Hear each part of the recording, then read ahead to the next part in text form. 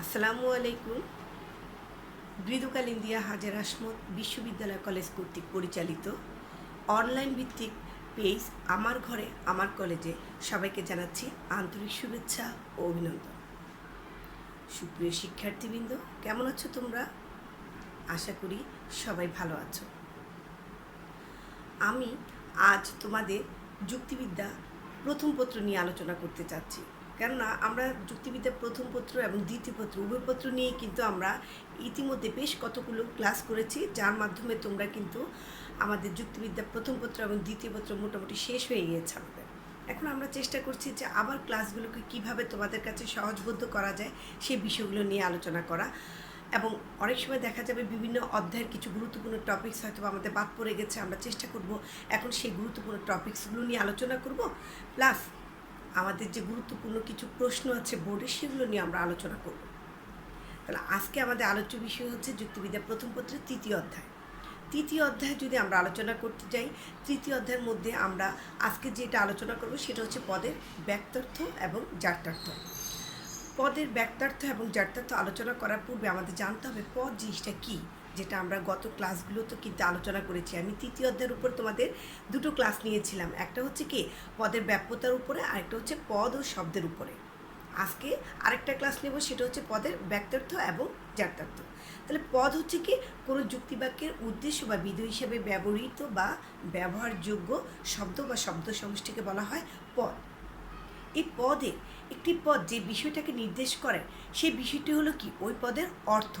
এমন অনেক পদ আছে যাদের অর্থ বিশ্লেষণ করলে এর মধ্যে দুটো দিক দেখতে পাওয়া যায়, একটা হচ্ছে পদের ব্যক্তার্থ আর একটা হচ্ছে কি জাত্যার্থ। আর যুক্তিবিদ মিল সর্বপ্রথম এই পদের ব্যক্তার্থ এবং জাত্যার্থ এই দুটো বিষয় নিয়ে আলোচনা করেছে। তাহলে চলো আমরা এখন পদের ব্যক্তার্থ কাকে বলে, জাত্যার্থ কাকে বলে, এদের ইংরেজি প্রতিশব্দ কী সেগুলো আমরা দেখব। পদের ব্যক্তার্থ এবং জাত্যার্থ। ব্যক্তার্থের ইংরেজি প্রতিশব্দ হচ্ছে কি ডেনোটেশন, এবং জাত্যার্থের ইংরেজি প্রতিশব্দ হচ্ছে কি কনোটেশন। এখন আসো ব্যক্তার্থের যে সংজ্ঞাটা নিয়ে আমরা আলোচনা করি। কোনো পদ একই অর্থে যে বিশেষ বস্তু বা বস্তু সমষ্টির ক্ষেত্রে প্রযোজ্য হবে তাকে বলা হবে কি ব্যক্তার্থ। তাহলে আমরা কি বললাম, ব্যক্তার্থ হচ্ছে কোনো পদ, তাহলে ব্যক্তার্থের মধ্যে পদ অবশ্যই থাকবে। কোনো পদ একই অর্থে যে বিশেষ বস্তু বা বস্তু সমষ্টির ক্ষেত্রে প্রযোজ্য হবে তাকে বলা হবে ব্যক্তার্থ। যেমন ব্যক্তার্থ নিয়ে আলোচনা করতে গিয়ে আমরা যদি বলি যে মানুষ, একটা উদাহরণ দিচ্ছি আমরা যে মানুষ। এখন আমরা যদি মানুষ বলি, এই মানুষ পদটা কিন্তু শুধু বর্তমানে মানুষকে বোঝানো হয় না, এখানে বোঝানো হচ্ছে কি অতীত, বর্তমান, ভবিষ্যৎ।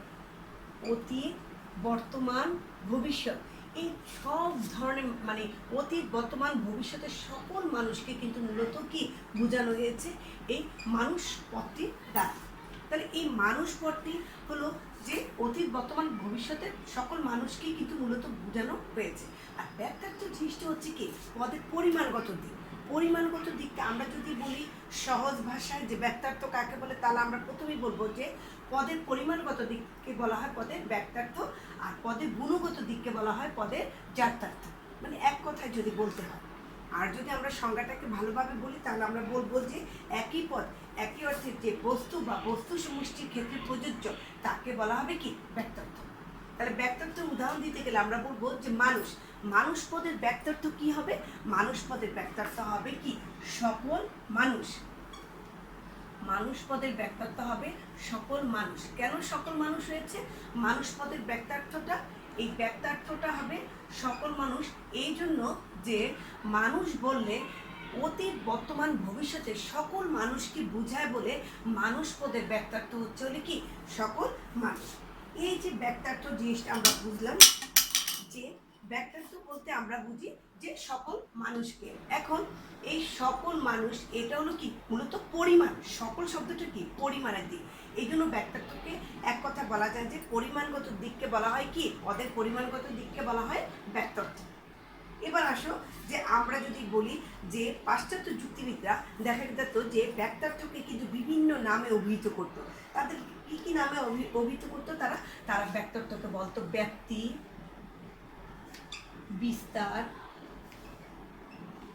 পরিধি, ক্ষেত্র, তারপরে প্রশস্ততা, এরকম কতগুলো নামে কিন্তু পাশ্চাত্য যুক্তিবিদরা ব্যক্তার্থকে অভিহিত করতো। তাহলে আমরা কি পেলাম, যে পাশ্চাত্য যুক্তিবিদরা ব্যক্তার্থকে ব্যাপ্তি, বিস্তার, পরিধি, ক্ষেত্র, প্রশস্ততা এগুলো বলে অভিহিত করতো। তাহলে এক কথা আমরা বুঝে গেলাম যে পদের পরিমাণগত দিকে, এই পরিমাণ, মানুষের পরিমাণ, সকল মানুষ, এই পরিমাণটাকে বলা হবে ব্যক্তার্থ। আর এবার আসো আমরা জাত্যার্থ নিয়ে আলোচনা করি। জাত্যার্থ ইংরেজি প্রতিশব্দ হচ্ছে কি কনোটেশন। এই কনোটেশন শব্দটি যদি আমরা বলি তাহলে দেখা যাচ্ছে যে জাত্যার্থটা কি, জাত্যার্থ হচ্ছে যে একটি পদের সাধারণ এবং আবশ্যিক গুণ। জাত্যার্থটা হচ্ছে একটি পদের সাধারণ এবং আবশ্যিক গুণ, মানে প্রয়োজনীয় যে গুণটা, আবশ্যিক গুণ। তাহলে আমরা সংজ্ঞাটা এভাবে বলতে পারি, কোনো পদের সাধারণ এবং আবশ্যিক গুণের সমষ্টিকে বলা হয় কি জাত্যার্থ। মানে কি বললাম, কোনো পদের সাধারণ এবং আবশ্যিক গুণের সমষ্টিকে বলা হয় কি জাত্যার্থ। এবার আসো যে অনেকে প্রশ্ন থাকতে পারে যে সাধারণ এবং আবশ্যিক গুণটা কি। সাধারণ এবং আবশ্যিক গুণ হলো কোন বিশেষ একটি শ্রেণীর অন্তর্গত, একটা শ্রেণীর অন্তর্গত সকলের মধ্যে যদি একটা গুণকে সমভাবে দেখা যায়, একটা গুণের উপস্থিতি সকলের মধ্যে যদি দেখা যায়, তবে সেটাই হবে কি সাধারণ এবং আবশ্যিক গুণ। তাহলে আমরা কি বললাম, সাধারণ এবং আবশ্যিক গুণ হচ্ছে সকলের মধ্যে সমভাবে থাকবে। আমরা দেখা যায় যে পৃথিবীতে মানুষ আছে অনেক রকম, কেউ লম্বা, কেউ খাটো, কেউ সুন্দর, কেউ কালো, কেউ শিক্ষিত, কেউ অশিক্ষিত, মানে বিভিন্ন মানুষের বিভিন্ন গুণ আমরা দেখতে পাই। এই বিভিন্ন গুণগুলো কিন্তু এক একজনের মধ্যে এক একভাবে কিছু বিরাজমান। কিন্তু দেখো এদের মধ্যে সকলের মধ্যে একটা সাধারণ এবং আবশ্যিক গুণ আছে, মানে মানুষ হতে হলে তার মধ্যে দুটো গুণ থাকবে। একটা হচ্ছে কি জীববৃত্তি, জীববৃত্তি, আরেকটা হচ্ছে কি বুদ্ধিবৃত্তি। যদি কারোর মধ্যে জীববৃত্তি এবং বুদ্ধিবৃত্তি এই দুটো গুণ থাকে তাহলে সে হবে কি মানুষ। তাহলে মানুষ পদের জাত্যার্থ কি বলবো আমরা, মানুষ পদের জাত্যার্থ হচ্ছে জীববৃত্তি প্লাস বুদ্ধিবৃত্তি, এটা হচ্ছে কি মানুষ পদের জাত্যার্থ। তাহলে আমরা একটু আগে কিন্তু বললাম যে মানুষ পদের ব্যক্তার্থ কি হবে, মানুষ পদের ব্যক্তার্থ হলো সকল মানুষ, আর মানুষ পদের জাত্যার্থ হচ্ছে জীববৃত্তি প্লাস বুদ্ধিবৃত্তি। এবার আসো জীববৃত্তি জিনিসটা কি, জীববৃত্তিটা হচ্ছে যে মানুষের যে জীবের বাঁচার জন্য, জীবের বাঁচার জন্য যে জিনিসগুলো প্রয়োজনীয়, যেমন মানুষের ক্ষুধা লাগে, তৃষ্ণা লাগে, এই বিষয়গুলো হচ্ছে কি মানুষের জীববৃত্তি। ক্ষুধা তৃষ্ণার যে মানুষের যে কামনা বাসনা, এইসব সবগুলোকে বলা হবে মূলত জীববৃত্তি। আর বুদ্ধিবৃত্তি জিনিসটা কি, বুদ্ধিবৃত্তি জিনিসটা তোমরা জানোই, যেহেতু বুদ্ধিবৃত্তির কারণে কিন্তু মানুষকে কিন্তু অন্যান্য প্রাণী থেকে আলাদা করা হয়েছে। সব প্রাণীর মধ্যে কিন্তু যদি তুমি ধরো প্রাণী যদি আমরা বলি, প্রাণীর মধ্যে কিন্তু জীববৃত্তি গুণটা থাকবে, কিন্তু প্রাণীর মধ্যে বুদ্ধিবৃত্তি গুণটা থাকবে না।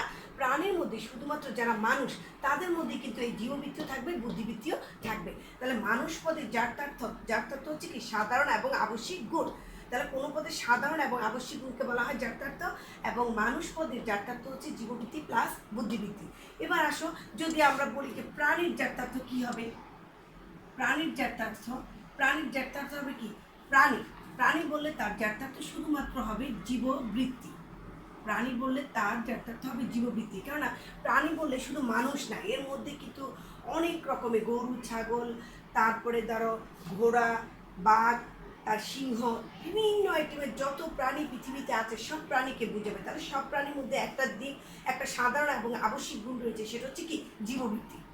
তাহলে প্রাণীর যদি আমরা বলি সাধারণ এবং আবশ্যিক গুণ কী হবে, তাহলে সেটা হবে জীববৃত্তি। আর মানুষের সাধারণ এবং আবশ্যিক গুণ অর্থাৎ মানুষের জাত্যার্থ কী হবে, সেটা জীববৃত্তি প্লাস বুদ্ধিবৃত্তি। তাহলে আমরা দেখলাম যে মানুষ পদের ব্যক্তার্থ হবে সকল মানুষ। এবার আসো যদি বলি প্রাণীর ব্যক্তার্থ কী হবে, তাহলে তোমরা বলতে পারো সকল প্রাণী। কেন ব্যক্তার্থটা হলে মূলত কি পরিমাণের দিক, এখানে সকল যখন লাগাবা তখন সেটা হবে কি সকল প্রাণী হবে কি প্রাণী পদের ব্যক্তার্থ, আর মানুষের ব্যক্তার্থ হলো সকল মানুষ, আর এগুলো হলো কি জাত্যার্থ। এবার আসো জাত্যার্থকে পাশ্চাত্য যুক্তিবিদরা জাত্যার্থকে কতগুলো নামে অভিহিত করতো। তারা জাত্যার্থকে বলতো যে জাত্যার্থ হচ্ছে, আমরা যদি বলি যে সেটা হচ্ছে কি যে জাত্যার্থ হচ্ছে যে কোনো রকমের পাশ্চাত্য যুক্তিবিদ্যা তাকে যে ব্যক্তার্থ যেমন বলতো ব্যাপ্তি, বিস্তার, পরিধি, ক্ষেত্র, এবং জাত্যার্থকে কিন্তু তারা তীব্রতা, গভীরতা, অন্তর্ভুক্তি এই বলে অভিহিত করতো। তাহলে জাত্যার্থকে কী বলে অভিহিত করতো, তীব্রতা, গভীরতা, অন্তর্ভুক্তি, অন্তর্ভুক্তি বলে অভিহিত করতো। তাহলে এগুলোকে পাশ্চাত্য যুক্তিবিদরা জ্ঞাতার্থকে এই নামে অভিহিত করতো। আচ্ছা, তাহলে আমরা দেখলাম যে ব্যাক্তার্থ এবং জ্ঞাতার্থ দৃষ্টি হচ্ছে, একটা হচ্ছে পরিমাণের দিক আর একটা হচ্ছে কি গুণের দিক। এবার আসো আমরা পদের ব্যাক্তার্থ এবং জ্ঞাতার্থের বিষয়টা কতগুলো নিয়মের সাহায্যে আমরা পদের ব্যাক্তার্থ এবং জ্ঞাতার্থের ক্রম হ্রাসমান একটা ইয়ে আছে, সেই বিষয়টাকে নিয়ে আমরা আলোচনা করব। এই মধ্যযুগীয় যাজকগণ একটি নিয়মের সাহায্যে এই যে ব্যাক্তার্থ এবং জ্ঞাতার্থকে একটা নিয়মের মাধ্যমে ব্যাখ্যা করেছে। এই নিয়মটা হচ্ছে কি বিপরীত ক্রম হ্রাস বৃদ্ধির নিয়ম। তাহলে কারা করেছে? মধ্যযুগীয় যাজকগণ একটি নিয়মের সাহায্যে এই ব্যাক্তার্থ এবং জ্ঞাতার্থের হ্রাস বৃদ্ধিকে ব্যাখ্যা করেছে। এই নিয়মটাকে 4 ভাগে ভাগ করা যায়। একটা হচ্ছে এই যে নিয়মটার কথা বলেছি বিপরীত ক্রম হ্রাস বৃদ্ধির নিয়ম, এটাকে 4 ভাবে প্রকাশ করা যায়। প্রথম নিয়মটা হচ্ছে ব্যাক্তার্থ বাড়লে, এটা কিন্তু আমাদের একটা ইম্পর্টেন্ট টপিকস, কিন্তু ব্যাক্তার্থ বাড়লে জ্ঞাতার্থ কমবে।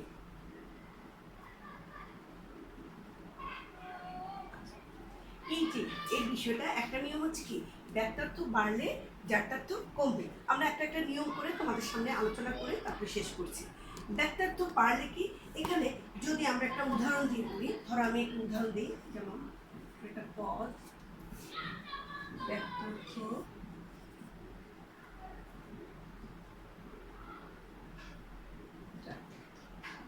পদটা ধরো মানুষ।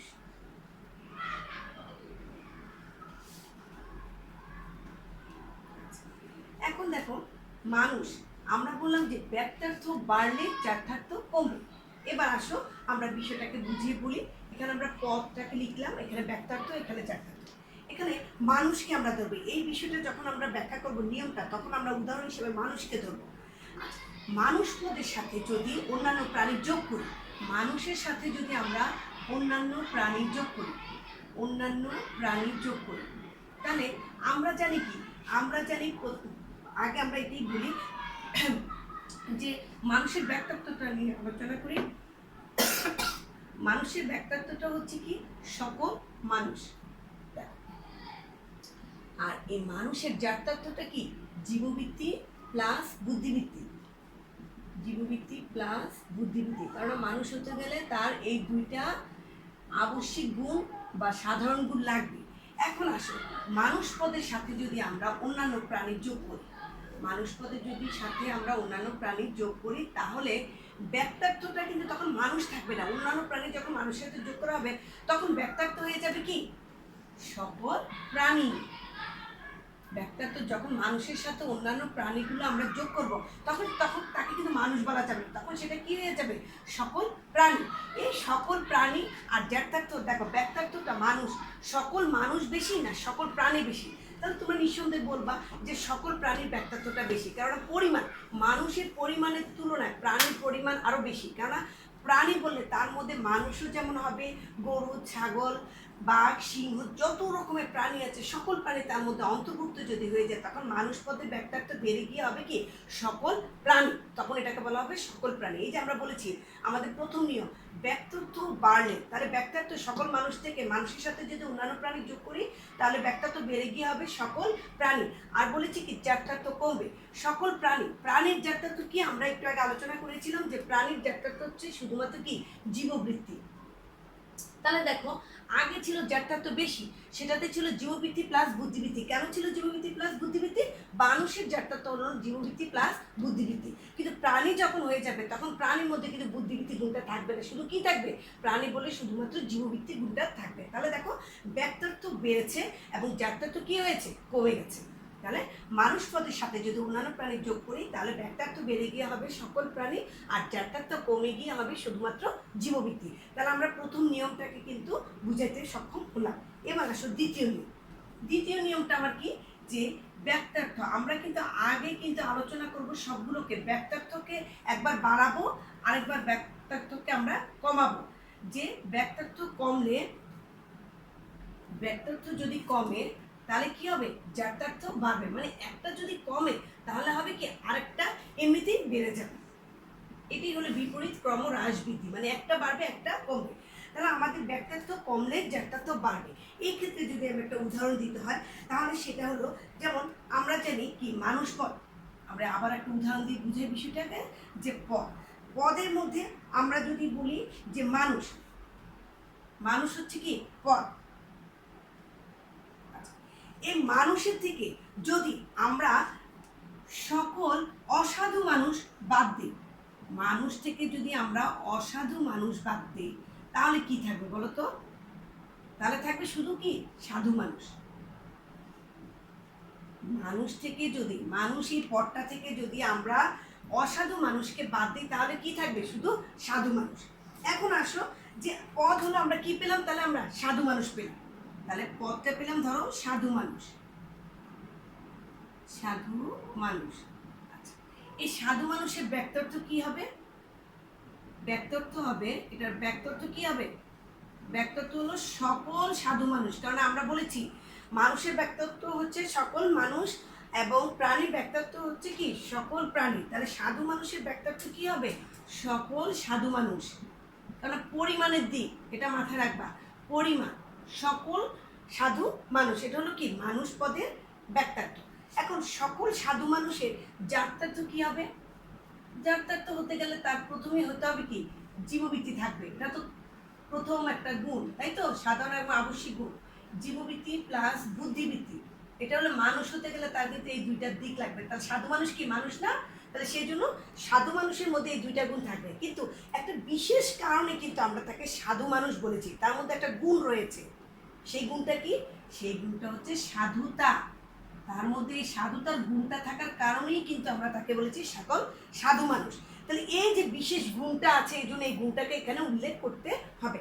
এখন আমাদের যে দ্বিতীয় নিয়মটা হচ্ছে ব্যক্তার্থ কমলে যাত্রার্থ বাড়বে। এই নিয়মটাকে আমরা কিভাবে লিখব?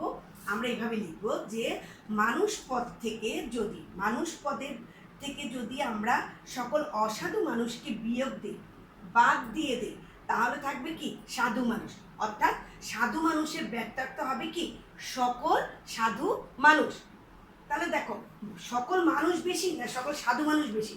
অবশ্যই বলবা সকল মানুষ বেশি, কেননা মানুষ বললে তার মধ্যে সাধু মানুষও থাকবে, অসাধু মানুষ থাকবে। তাহলে কি বললাম আবার দেখো, আমি বলেছি ব্যক্তার্থকে আমি কমাবো, তাহলে মানুষটাকে তো আমরা আমাদের প্রথম মানদণ্ড ধরে নিলাম, মানুষ থেকে একবার কি করলাম, অসাধু মানুষটাকে বিয়োগ করলাম, বিয়োগ করলে ব্যক্তার্থ কমে গিয়ে হবে সকল সাধু মানুষ। কীভাবে ব্যক্তার্থ কমে গেল?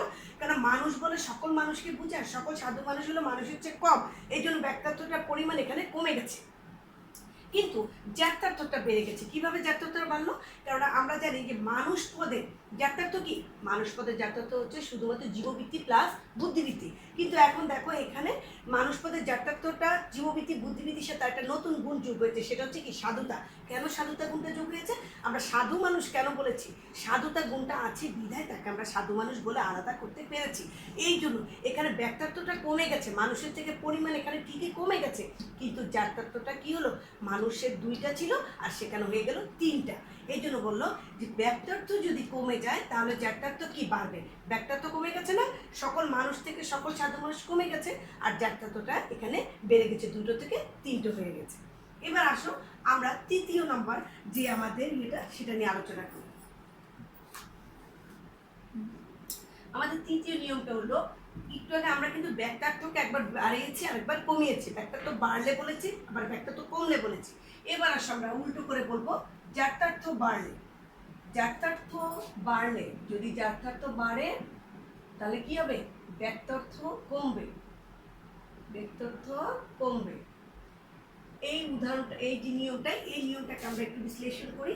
প্রথমে ধরো আমরা একটা পদ, এই পদটাকে লিখে আমরা সব ক্ষেত্রে কিন্তু মানুষকে ধরবো, মানুষের সাথে একবার বাড়াবো আর একবার কমাবো। তাহলে মানুষ পদের যাত্রার্থ কি, যেহেতু আমরা যাত্রার্থ নিয়ে আলোচনা করবো এই জন্য আগে লিখবো কি যাত্রার্থ। মানুষ পদের যাত্রার্থ হচ্ছে জীববৃত্তি প্লাস বুদ্ধিবৃত্তি, জীববৃত্তি প্লাস বুদ্ধিবৃত্তি।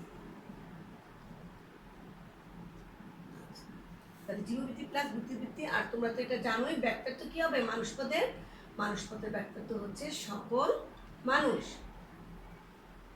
এখন আমরা জাত্যার্থকে কিভাবে বাড়াবো। তাহলে আমরা সেক্ষেত্রে বলবো যে মানুষ পদের জাত্যার্থ জীববৃত্তি এবং বুদ্ধিবৃত্তির সাথে যদি বুদ্ধিবৃত্তির সাথে যদি আমরা আরেকটা নতুন গুণ যোগ করি, সাধুতা যদি গুণটা যোগ করি, সাধুতা গুণটি যোগ করলে কিন্তু জাত্যার্থটা বেড়ে গেল।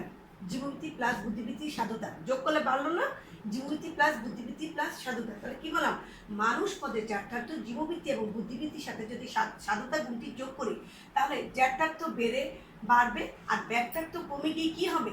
ব্যাক্তার্থ কমে গিয়ে হবে যখনই জীববৃত্তি প্লাস বুদ্ধিবৃত্তি প্লাস সাধুতা, তখন দেখবো তখন আর সেটা কি সকল মানুষ থাকবে না, তখন সেটা হয়ে যাবে সকল সাধু মানুষ।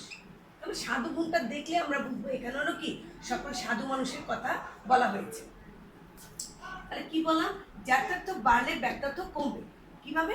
যে মানুষ পদে জাত্যার্থ জীববৃত্তি এবং বুদ্ধিবৃত্তির সাথে যদি সাধুতা গুণটি যোগ করি, তাহলে জাত্যার্থ বেড়ে গিয়ে হবে জীববৃত্তি প্লাস বুদ্ধিবৃত্তি প্লাস সাধুতা, আর ব্যাক্তার্থ কমে গিয়ে হবে কি সকল সাধু মানুষ, কারণ মানুষের থেকে সাধু মানুষের পরিমাণ কম। এবার আসো 4 নম্বর নিয়মটা। 4 নম্বর নিয়মটা হচ্ছে একবার জাত্যার্থকে বাড়িয়েছে, এখন আবার জাত্যার্থকে আমরা কমাবো। জাত্যার্থ কমলে ব্যাক্তার্থ বাড়বে। জাত্যার্থ কমলে ব্যাক্তার্থ বাড়বে। আচ্ছা, সেটা কিরকম? ধরো আমরা আবারও লিখি যে পদ, এই পদটা হচ্ছে কি মানুষ। এরপর মানুষ পদের জাত্যার্থ কি বলেছি? মানুষ পদের জাত্যার্থ হচ্ছে জীববৃত্তি প্লাস বুদ্ধিবৃত্তি।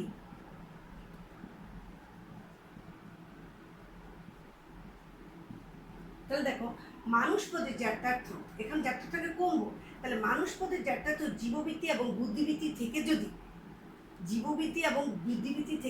আমরা কি করি, বুদ্ধিবৃত্তি গুণটাকে যদি আমরা বাদ দিয়ে দিই, বুদ্ধিবৃত্তি গুণটাকে বাদ দিয়ে থাকলে কি হবে? শুধুমাত্র জীববৃত্তি থাকলো না? মানুষ পদের জাত্যার্থ জীববৃত্তি এবং বুদ্ধিবৃত্তি থেকে যদি বুদ্ধিবৃত্তি গুণটিকে বাদ দিয়ে থাকি, তাহলে শুধু থাকলো জীববৃত্তি। তাহলে জীববৃত্তি শুধু কার থাকে বলো তো? হ্যাঁ, আমরা জানি যে যদি আমরা বলি যে জীববৃত্তি কার থাকে, জীববৃত্তি শুধুমাত্র থাকবে হলো প্রাণী, তাহলে সেটা হলো কি সকল প্রাণী। আমরা জানি জীববৃত্তিটা হলো সকল প্রাণী থাকে। তাহলে আমরা এইভাবে বলবো যে জাত্যার্থ কমলে সেক্ষেত্রে আমরা বলবো যে মানুষ পদের জাত্যার্থ জীববৃত্তি এবং বুদ্ধিবৃত্তি থেকে যদি বুদ্ধিবৃত্তি গুণটিকে বাদ দেওয়া হয়, তাহলে শুধুমাত্র থাকবে জাত্যার্থ, কমে গিয়ে হবে শুধুমাত্র কি জীববৃত্তি, কিন্তু ব্যাক্তার্থ বেড়ে গিয়ে হবে সকল প্রাণী। কেননা এই মানুষ পদের ব্যাক্তার্থ হচ্ছে সকল মানুষ, তাহলে সকল মানুষ বেশি না সকল প্রাণী বেশি? তাহলে সকল প্রাণী নিঃসন্দেহে বেশি, সেই জন্য এখানে ব্যাক্তার্থটা বেড়ে গেল, পরিমাণটা এখানে বেড়ে গেল, কিন্তু এখানে কি জাত্যার্থটা কমে গেল। তাহলে জাত্যার্থ কমলে ব্যাক্তার্থ বাড়বে। তোমরা এই যে আমি 4টা নিয়ম আলোচনা করেছি, সেখানে তোমরা দেখেছো যেখানে আমি কমার কথা বলি সেখানে কিন্তু আমি বাদ দেওয়ার কথা বলি, আর যখন আমি বাড়ার কথা বলি তখন কিন্তু আমি যোগের কথা বলি, মানে আরো গুণ অ্যাড করি। এই বিষয়টা মাথায় রাখবা। বাড়ার কথা আসলে সেটা ব্যাক্তার্থর দিক থেকে বাড়লে বা জাত্যার্থর দিক থেকে বাড়লে বাড়ার সময় হবে যোগ হবে, অ্যাড হবে, আর কি হবে কমার দিক থেকে সেটা হবে মাইনাস, মানে বিয়োগ হবে, বাদ দেওয়া হবে। এবার আসো যে একটা চিত্রের সাহায্যে বিষয়টাকে আমি তোমাদের কাছে উপস্থাপন করব।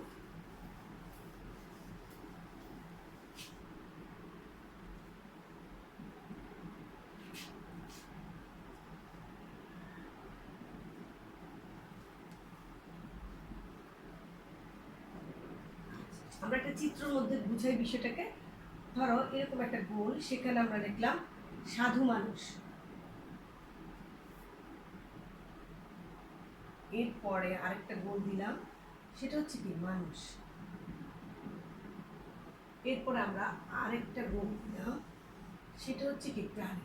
এই যে তোমাদেরকে আমি বুঝানোর জন্য বিষয়টা, সাধু মানুষের পরিমাণ কম, সাধু মানুষের চেয়ে মানুষের পরিমাণ একটু বেশি, আর মানুষের চেয়ে প্রাণীর পরিমাণ কিন্তু একটু বেশি। যে আমি বললাম ব্যাক্তার্থটা যে বাড়া, তা প্রাণীর ব্যাক্তার্থ কেন বাড়া? প্রাণী বললো অনেক বিশাল, অনেক কিছুকে বোঝায়।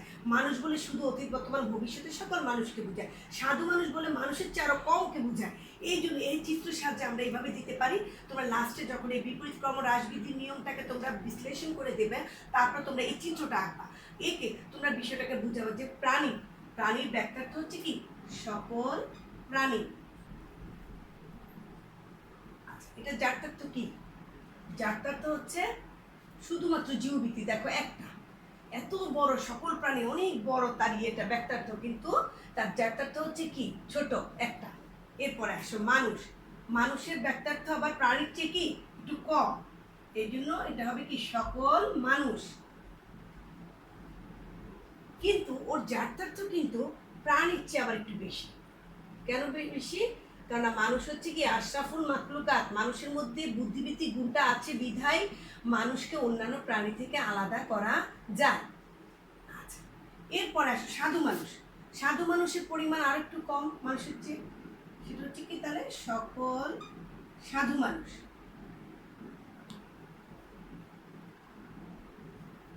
আচ্ছা, এটার জ্যাঠার্থটা কিন্তু আবার সবার চেয়ে বেশি। দেখো কিরকম, জীববৃত্তি প্লাস বুদ্ধিবৃত্তি প্লাস সাধুতা। তাহলে আমরা দেখলাম যে প্রাণীর ব্যাক্তার্থ, প্রাণীর যেহেতু বিশাল বড় এলাকা নিয়ে আছে, প্রাণীর ব্যাক্তার্থ সবসময় বেশি হবে, পরিমাণটা বেশি, সেটা হচ্ছে সকল প্রাণী। কিন্তু এর জ্যাঠার্থটা কম, জীববৃত্তি পরিমাণ বেশি, ব্যাক্তার্থ বেশি, কিন্তু জ্যাঠার্থটা ছোট। মানুষ, মানুষের ব্যাক্তার্থ প্রাণীর চেয়ে কম, সকল মানুষ, আর জ্যাঠার্থটা আবার ওর চেয়ে একটু বেশি, জীববৃত্তি প্লাস বুদ্ধিবৃত্তি দুইটা, ওর একটা ওর হলো দুইটা। এরপর আসে সাধু মানুষ। সাধু মানুষের পরিমাণ আবার মানুষের চেয়ে কম, সকল সাধু মানুষ, যে পরিমাণ কম, এখানে পরিমাণগুলো বোঝানো হয়েছে। কিন্তু জ্যাঠার্থ দেখো মানুষের চেয়ে প্রাণীর চেয়ে বেশি, জীববৃত্তি প্লাস বুদ্ধিবৃত্তি প্লাস সাধুতা। তাহলে আমরা এই ক্রমহ্রাসবৃদ্ধির নিয়মের ক্ষেত্রে আমরা এই চিত্রটা অবশ্যই দেওয়ার চেষ্টা করব। এই বিপরীত ক্রমহ্রাসবৃদ্ধির নিয়মের কতগুলো সীমাবদ্ধতা রয়েছে, অর্থাৎ কতগুলো ত্রুটি রয়েছে। আমাদের পরীক্ষায় কিন্তু প্রায় আসে এই জিনিসগুলো। ত্রুটিগুলো কি কি? একটা হচ্ছে নিয়মটি শ্রেণীবাচক পদ সম্পর্কে কেবল প্রযোজ্য। শ্রেণীবাচক পদ মানে কি? প্রাণী, মানুষ, সাধু মানুষ, এগুলো কি শ্রেণীবাচক? বলছে এগুলো শ্রেণীবাচক পদের ক্ষেত্রে কেবল প্রযোজ্য, কোনো একক ব্যক্তি বা বস্তুর ক্ষেত্রে এটা কিন্তু প্রযোজ্য না, একজনের ক্ষেত্রে না। এটা হলো শ্রেণীবাচক পদের ক্ষেত্রে প্রযোজ্য, এটা হলো প্রথম সীমাবদ্ধতা। দ্বিতীয় নম্বর সীমাবদ্ধতা হচ্ছে যে এই নিয়মটি সমজাতীয় পদের ক্ষেত্রে প্রযোজ্য।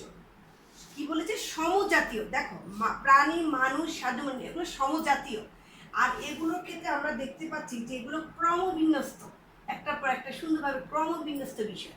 কিন্তু এই বিপরীত ক্রমহ্রাসবৃদ্ধির নিয়মটা কিন্তু দেখা যাচ্ছে যে সমজাতীয় এবং ক্রমবিন্যস্ত যে নিয়ম, সেক্ষেত্রে সেগুলো প্রযোজ্য। কিন্তু অসমজাতীয় বা যেগুলো ক্রমবিন্যস্ত নয়, ওইসব নিয়মের ক্ষেত্রে কিন্তু এই ক্রমহ্রাসবৃদ্ধির নিয়মটা প্রযোজ্য হয় না। এরপরে আসো যে আরেকটা নিয়ম, এই নিয়মটার ফলে দেখা যাচ্ছে যে একটা পদ পূর্বেকার স্থানে থাকে না, সে কি করে যে কোনো পদ আর পূর্বের পদে না থেকে নতুন পদে পরিণত হয়। সেটা কীরকম? সেটা হলো এরকম, যেমন আমি বলেছি, যেমন মানুষ পদের সাথে যদি অন্যান্য প্রাণী যোগ করি, তখন কিন্তু সে মানুষ থাকে না, সে হয়ে যায় কি প্রাণীতে পরিণত হয়ে যায়। তখন মানুষ থাকে, সে থাকে না, প্রাণীতে পরিণত হয়ে যায়। তাহলে মানুষ পদের সাথে অন্যান্য পদ যোগ করলে সেটা হয়ে যায় কি প্রাণী। এই জন্য বলা হয়েছে যখন এই নিয়মটাতে ক্ষেত্রে একটা দেখা গেছে যে এই কোনো পদ আর পূর্বের পদের জায়গায় থাকে না, সে অন্য পদে পরিণত হয়ে যায়। এটা হচ্ছে এই নিয়মের আরেকটা সীমাবদ্ধতা। আচ্ছা, আরেকটা সীমাবদ্ধতা হচ্ছে ব্যাক্তার্থ এবং ব্যাক্তার্থের হ্রাসবৃদ্ধির ফলে যে অনিবার্যভাবে জ্যাঠার্থের হ্রাসবৃদ্ধি ঘটবে সবসময়, এই কথাটা বলা যায় না। তারপরে আরেকটা নিয়ম হচ্ছে এই নিয়মটি কোনো বিধিবদ্ধ গাণিতিক অনুপাত পাওয়া যায় না। এই নিয়মটিতে কোনো বিধিবদ্ধ গাণিতিকের যে অনুপাত, সেটা পাওয়া যায় না। এখন আমরা দেখেছি যে তোমাদের এই বিষয়টা নিয়ে আমরা তোমাদের পরীক্ষায় বেশ কয়েকবার এসেছে। আমরা দেখা গেছে যে যশোর বোর্ড 2019 সালে কিন্তু একটা প্রশ্ন এসেছিল যে মাহমুদ স্যার ক্লাসে জানালেন মানুষ পদের অর্থকে আমরা দুইভাবে প্রকাশ করতে পারি, প্রথমত গুণগতভাবে, দ্বিতীয়ত পরিমাণগতভাবে। এদের মধ্যে একটি পারস্পরিক সম্পর্ক রয়েছে, তবে এই পারস্পরিক সম্পর্কের ক্ষেত্রে কিছু সীমাবদ্ধতা রয়েছে। এই যে কথাটা যে সীমাবদ্ধতা রয়েছে, এই ক্ষেত্রে আমরা কিন্তু দেখতে পাচ্ছি যে সীমাবদ্ধতা মানে কি? সীমাবদ্ধতা এই ক্ষেত্রে গ নাম্বারে যে প্রশ্নটা রয়েছে, সেক্ষেত্রে হচ্ছে যে উদ্দীপকের যে প্রতিফলিত নিয়মটি, সেটার সীমাবদ্ধতা নিয়ে আলোচনা করে। এই যে আমি একটু আগে যে 4-5টা নিয়মের কথা, সীমাবদ্ধতার কথা বলেছি, তখন তোমরা সেই সীমাবদ্ধতাগুলো দিয়ে দেবে। এরপরে এটা ঘ নাম্বারের প্রশ্নের দিক রয়েছে যে মানুষ পদের যে বলেছে নির্দেশিত দুটো দিক রয়েছে, মানুষ পদের দুটো দিক রয়েছে, একটা হচ্ছে পরিমাণগত দিক, আরেকটা হচ্ছে কি গুণগত দিক। এই পরিমাণগত এবং এই গুণগত দিকের পারস্পরিক বিশ্লেষণ করো। তখন তোমাদেরকে লিখতে হবে বিপরীত ক্রম হ্রাস বৃদ্ধিতে 4টা নিয়ম আছে, এই 4টা নিয়ম সম্পর্কে লিখতে হবে। তাহলে তোমরা যশোর বোর্ড 2019 যদি দেখো, সেখানে গ নাম্বার প্রশ্নটাতে আছে সীমাবদ্ধতা এবং ঘ নাম্বার প্রশ্নটাতে আছে যে সেখানে যে বিষয়টার কথা বলা হচ্ছে সেটা হচ্ছে বিপরীত ক্রম হ্রাস বৃদ্ধির নিয়মের কথা। তাহলে আজকে ক্লাসটি আমাদের একটা গুরুত্বপূর্ণ টপিক ছিল, তোমরা আশা করি তোমরা সবাই বুঝতে পেরেছো। যদি কারো কোনো সমস্যা থাকে অবশ্যই তোমরা আমাদেরকে জানাবা, আমরা চেষ্টা করব এবং নেক্সট ক্লাসে আমরা চেষ্টা করব তোমাদের সাথে অন্যান্য বিষয়ের যে বোর্ডের যে প্রশ্নগুলো সেগুলো নিয়ে আলোচনা করার জন্য। তাহলে আজকের ক্লাসটা আমরা এখানেই শেষ করছি। তোমরা সবাই ভালো থাকো, সুস্থ থাকো, নিরাপদে থাকো। আল্লাহ হাফেজ।